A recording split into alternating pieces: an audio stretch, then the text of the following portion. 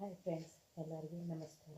ಇವತ್ತು ಒಂದು ಚೂಡಿದಾರ ಟಾಪ ಯಾವ ರೀತಿ ಕಟ್ ಮಾಡಿದೆ ಅಂತ ತೋರಿಸ್ತೀನಿ ನೋಡಿರಿ.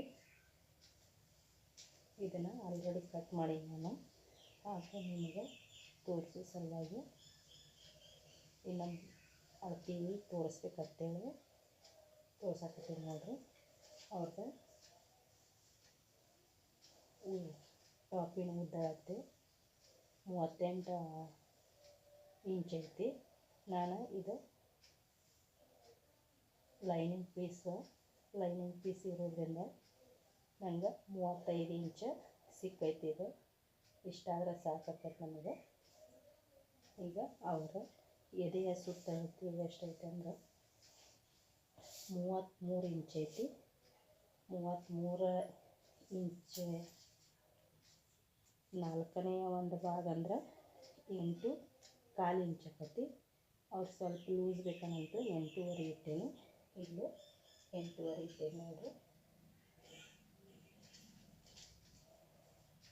ಇಲ್ಲಿಂದ ಇಲ್ಲಿಗೆ ಹಿಪ್ ಸೈಜ್ 20. ಇಲ್ಲಿ ಸೊಂಟದ ಸುತ್ತಳತೆ 12.5 ಅಥವಾ 13 ಇಂಚ್ ಇಟ್ಕೋಬೇಕು. ಸೊಂಟದ ಸುತ್ತಳತೆ ಎಷ್ಟೈತೆ ಅಂದರೆ 29 ಐತಿ. 30 ಇಂಚ್ ಐತಿ.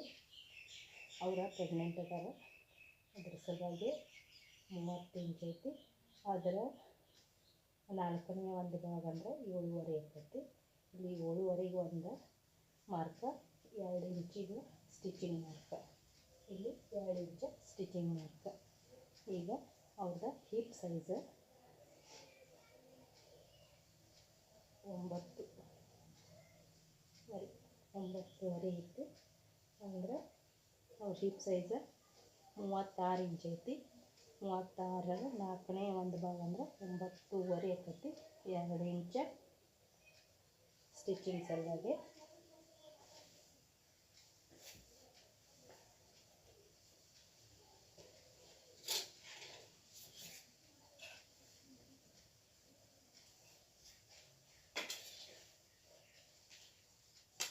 ಈಗ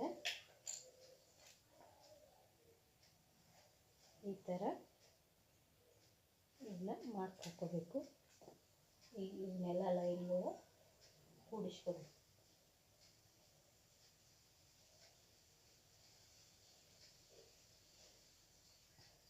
ಈಗ ಸ್ಟಿಚಿಂಗದ್ದು ಇವನು ಈ ರೀತಿ ಲೈನ್ ಹಾಕ್ಕೋಬೇಕು. ಅಂದ್ರೆ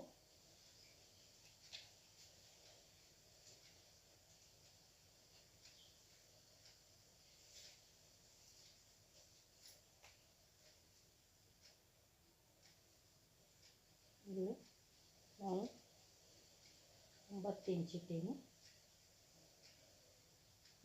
1.5 ಇಂಚ್ ಇಲ್ಲಿ ಸ್ಟಿಚಿಂಗ್ ಸಲುವಾಗಿ ಇಟ್ಟೀನಿ. ಈಗ ಇದನ್ನು ಕೂಡಿಸ್ಕೊಂಡು ಈ ಥರ ಮಾರ್ಕ್ ಹಾಕೊಂಡು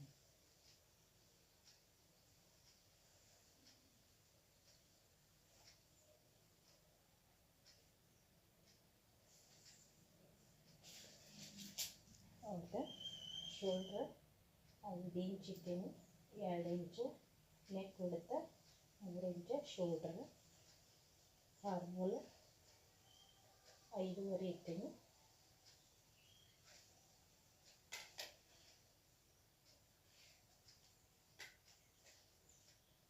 1.5 ಇಂಚ್ ಆರ್ಮೋಲ್ ಸೇಪ್ ಇಟ್ಟೀನಿ ನೋಡ್ರಿ.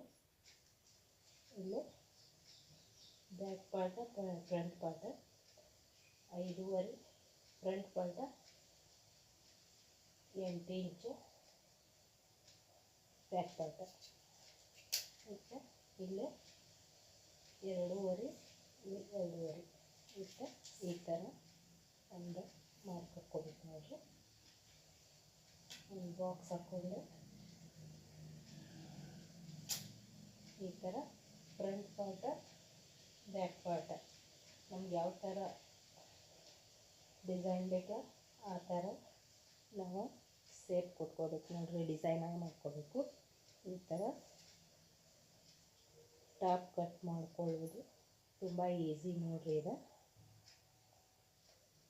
ಈ ರೀತಿ ಟಾಪ್ ಕಟ್ ಮಾಡ್ಕೊಳ್ಳೋ ವಿಧಾನ ನೋಡಿರಿ, ಈಸಿ ಮೆಥಡ್.